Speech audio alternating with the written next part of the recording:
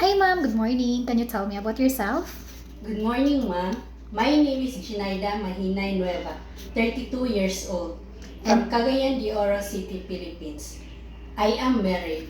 do you have kids, ma'am? Yes, I have two children, How old are they, ma'am? age 13 years old and 5 years old. How many siblings do you have? We are four. And what is your order in the family, ma'am? I am the Number what, ma'am? Number one, number two, number three, or number four in the family? I am in the number four in the Okay. family. So can you tell me about your educational background? I am a high school graduate in Bugu National High School year 2011 and 2012. Okay, so what is the reason why you did not finish your study, ma'am? Again, ma'am, What is the reason why you did not finish your study? because of financial problem. Okay, so do you have work experience abroad, ma'am? Yes, I have work experience in 2 years and 6 months in Abu Dhabi, United Arab Emirates.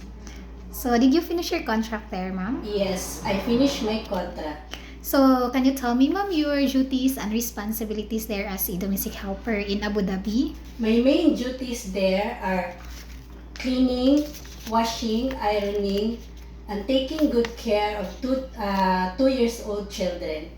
Okay, so how would you describe yourself, ma'am?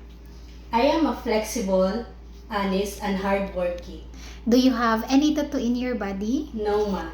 Did you undergo to any kind of surgery? No, ma'am. So why do you want to work abroad, ma'am?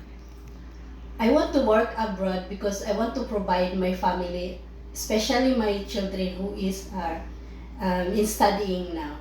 Okay, are you scared of dogs and cats? No, ma'am. How about big dogs, ma'am? No, ma'am. Okay, so can you give me your idea how can you take care of a naughty children and children with tantrums? I will have a big patience for them and I will be flexible. I will understand them. Okay, so what is your message to your future employer, ma'am? So my employer, if you choose me, I promise to take good care of your children as my own. Keep them safe and clean. Okay, so that's all, ma'am? Yes. Okay, thank you so much, ma'am. Thank you.